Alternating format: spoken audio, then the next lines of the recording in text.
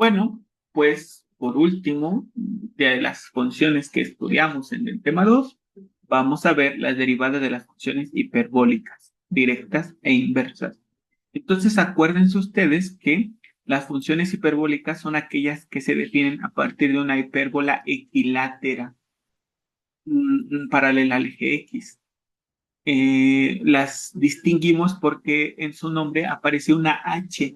Eso nos indica que es una función hiperbólica. De hecho, cuando las estudiamos les mencioné que era importante que al menos aprendieran una cosa y es cómo se definen las funciones seno hiperbólico de U y coseno hiperbólico de U en términos de la función exponencial.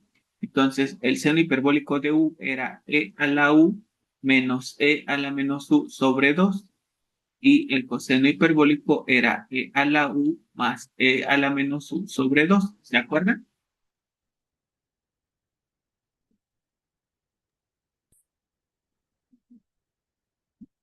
¿Se acuerdan de ello que les dije?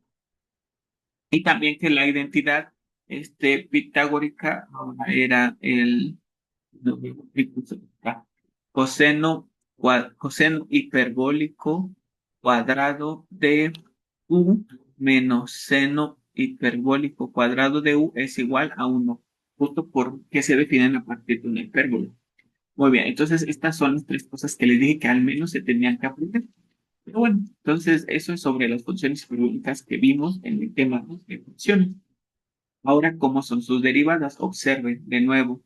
La derivada del seno hiperbólico es el coseno hiperbólico.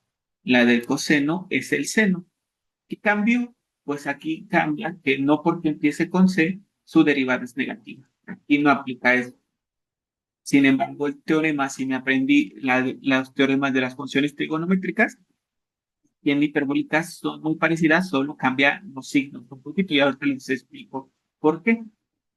Entonces, les repito, la derivada del seno hiperbólico de U es el coseno hiperbólico de U por la derivada del argumento.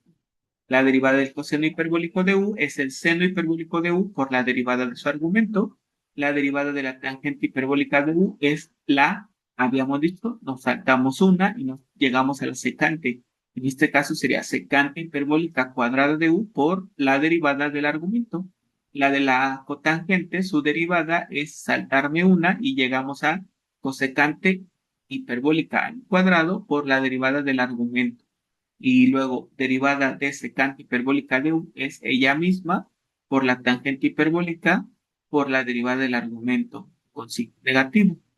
Entonces, ahora la derivada de la cosecante hiperbólica de U es ella misma por la cotangente por la derivada del argumento.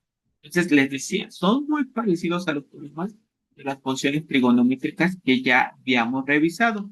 Ahora, lo único que cambia es que las primeras tres funciones tienen derivadas positivas y las últimas tres tienen derivadas negativas, nada más.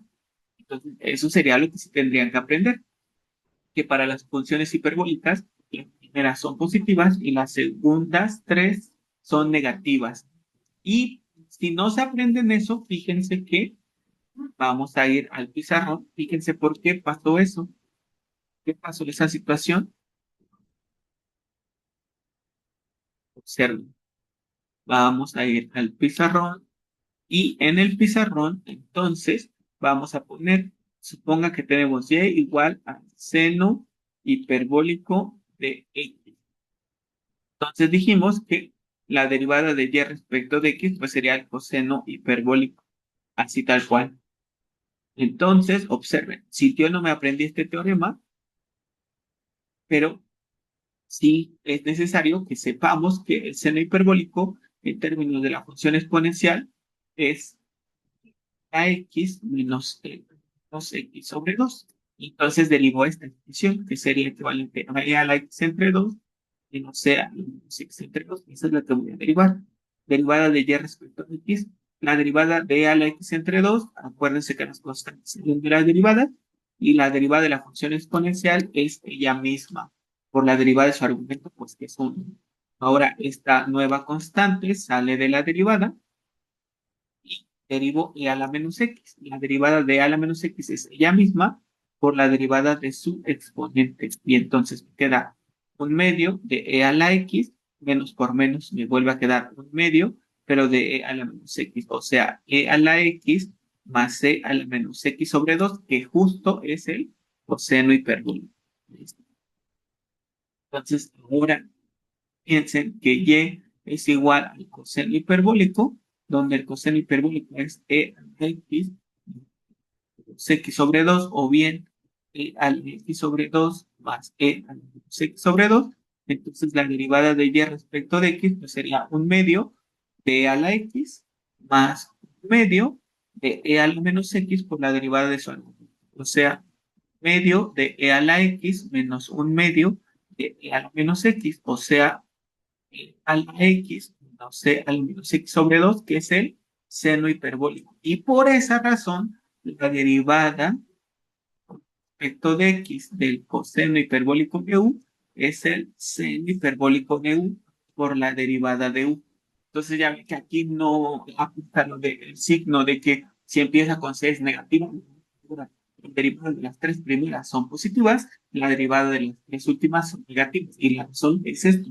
Si la representamos en términos de la función exponencial, que eso fue lo que vimos, que las funciones hiperbólicas pueden representarse en términos de la función exponencial, y de hecho eso hicimos para trazar sus gráficas, entonces podemos verificar el por qué los primeros teoremas de derivación tienen signo positivo, porque los últimos tres tienen signo negativo.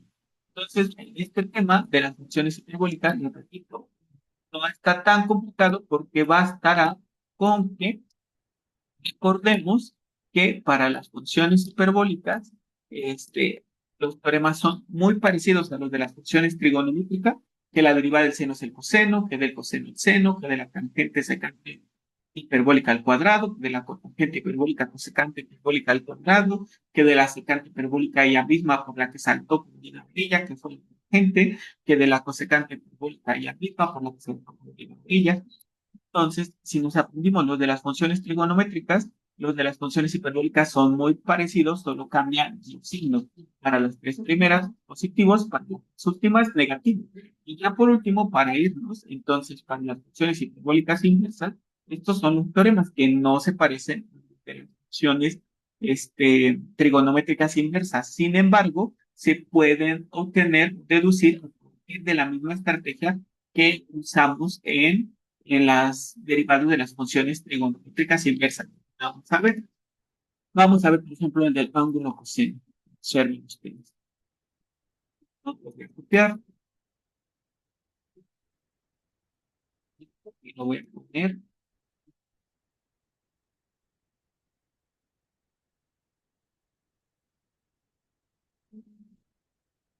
bien. ¿Ok? Entonces, ¿qué hicimos hace rato? Ah, pues supongan que tengo y igual al ángulo cuyo coseno hiperbólico es u. Bueno, en ese rato poníamos solo x. Y entonces despejamos a x. Entonces, x, ¿a qué sería igual? ¿Quién me puede decir? Despejando x. ¿Qué sería igual? Al El coseno coseno del hiperbólico de hiperbólico de X. y. Perfecto, muy bien. El coseno hiperbólico de y. Voy. Déjenme ponerlo aquí. Ahora sí ya. Entonces, x sería igual al coseno hiperbólico de y. Y ya derivo implícitamente. Entonces, derivando, ¿qué me queda? Pues del lado izquierdo, 1. Del lado derecho, la derivada del coseno hiperbólico, acabamos de ver que es el seno hiperbólico por la derivada de y respecto de x. Entonces, me quedaría derivada de y respecto de x es 1 entre el seno hiperbólico de y. Y ahora, haciendo uso de la identidad que les dije, coseno hiperbólico de u menos el seno hiperbólico cuadrado de u igual a 1. Entonces, nos quedaría que el coseno hiperbólico cuadrado de u menos 1 es igual al seno hiperbólico cuadrado de u. Le saco raíz y entonces me queda la raíz del coseno hiperbólico cuadrado de u menos 1 es el seno hiperbólico de u. ¿Está? Y entonces, ¿eso qué significa?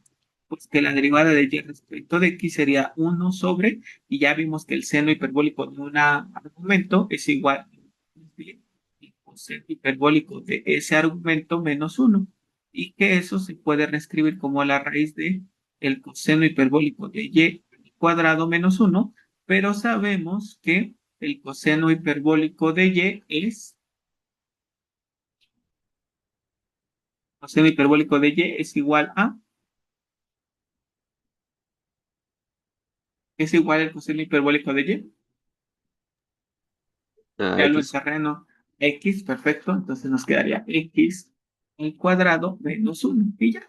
Ese es el teorema. 1 sobre la raíz del argumento al cuadrado menos 1. Obviamente, si el argumento no es x, pues debe de ir multiplicado por la derivada del argumento. Y ahí están las formas de aprenderse esos 6 teoremas que nos faltan.